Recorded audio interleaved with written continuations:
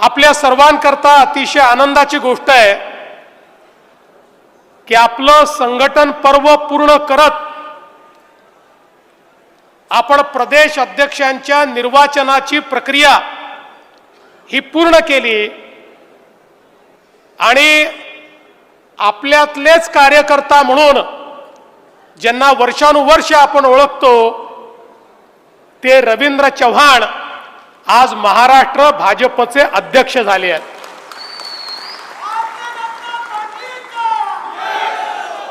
Bharatiya Janata party सामान्य कार्यकर्त्याला मोठी करणारी पार्टी आहे।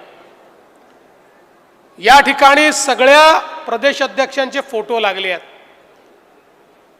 यातला प्रत्येक प्रदेशाध्यक्ष सामान्य घरातून आलेला आहे आणि सगळ्यात महत्त्वाचं यातलं कोणीच कोणाच्या रक्ताच्या नात्यातलं नाहीये।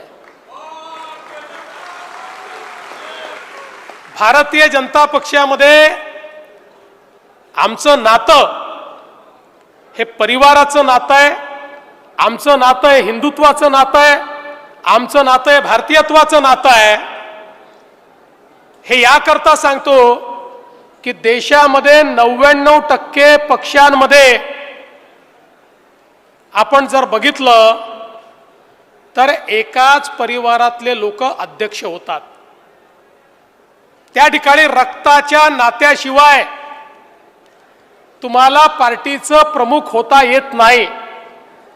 पण भारतीय जनता पार्टी अशी आहे की ज्याच्यामध्ये सामान्यातला सामान्य कार्यकर्ता हा देखील प्रदेशाचाही अध्यक्ष होऊ शकतो, देशाचाही अध्यक्ष होऊ शकतो आणि चहा विकणारा देशाचा प्रधानमंत्री देखील होऊ शकतो।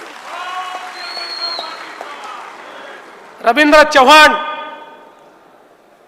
एक सामान्य कार्यकर्ता म्हणून ज्यांनी काम सुरू केलं, युवा मोर्चाचा जिल्ह्याचा उपाध्यक्ष म्हणून काम सुरू केलं, नगरसेवक झाले, स्थायी समितीचे अध्यक्ष झाले, 4 वेळा आमदार झाले,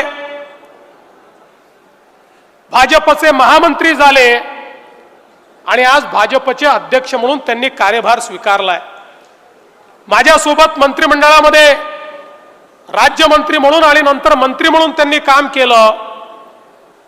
रवींद्र चव्हाण यांच्यामध्ये जिद्द आहे, यांच्यात चिकाटी आहे, ते धाडसी आहेत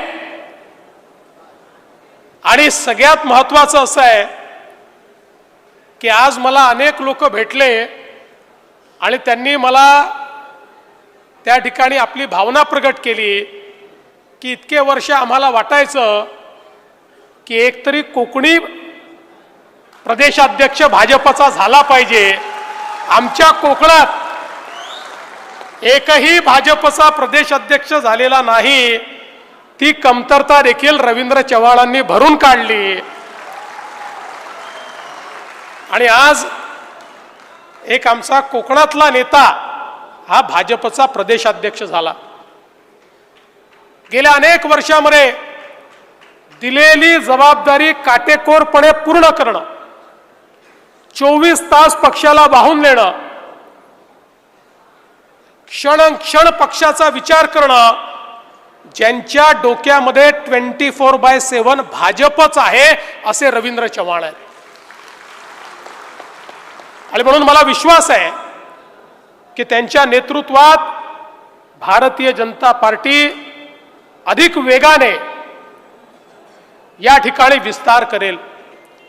पण त्याच वेळी आपले निवर्तमान प्रदेश अध्यक्ष चंद्रशेखर बावनकुळे यांचंही मी मनापासून अभिनंदन करेन। ज्या प्रकारे चंद्रशेखरजींनी पक्षाची धुरा हातामध्ये घेतल्यानंतर पायाला भिंगरी लावून महाराष्ट्राच्या कानाकोपऱ्यापर्यंत पोचून पक्षाला त्या ठिकाणी उभं करण्याचं काम केलं। मगाशी ते म्हणाले की माझ्यात मॅन्युफॅक्चरिंग डिफेक्ट आहे, मी थोडा जास्त बोलतो, ते खरंच आहे, तुम्ही रागवता, पण सुरुवातीला तुमच्या रागवण्याचा थोडा कार्यकर्त्यांना असं वाटायचं की अध्यक्ष जरा जास्त रागवतात, नंतर तुमचं रागवणं हे प्रेमाचं आहे हे कार्यकर्त्यांच्या लक्षात आलं आणि त्यामुळे कार्यकर्त्यांना हे लक्षात आलं, चंद्रशेखर बावनकुळेंनी सांगितलं ते जर केलं नाही तर आपल्या डोक्यावर हे केस राहू देणार नाही, इतका पाठपुरावा करतात. आणि म्हणून पक्षामध्ये 1.5 कोटी सदस्य करणं असो किंवा खालपासनं वरपर्यंतच्या निवडणुका असो, हा जो काही पाठपुरावा तुम्ही केला आणि सोबत खरं म्हणजे लोकसभेच्या निवडणुकीमध्ये फेक नरेटिव्हच्या माध्यमातून ज्या प्रकारे आपला विश्वासघात झाला आणि आपण निवडणुकीनंतर आश्चर्यचकित झालो की कसं झालं, त्यानंतर बावनकुळेजींच्या नेतृत्वात आपल्या या सगळ्या नेत्यांनी आणि तुम्ही सगळ्यांनी मिळून या महाराष्ट्रामध्ये कानाकोपऱ्यामध्ये जाऊन फेक नरेटिव्हला थेट नरेटिव्हने उत्तर दिलं आणि त्याचा परिणाम काय झाला, महाराष्ट्राच्या इतिहासामध्ये भारतीय जनता पक्षाने आणि महायुतीने नवीन रेकॉर्ड केला आणि 235 जागा आपण निवडून आलो आणि भाजपा 137 जागांवर त्या ठिकाणी निवडून आला. आणि म्हणून त्यांचेही मी अतिशय मनापासून या ठिकाणी आभार मानतो. आज भारतीय जनता पक्ष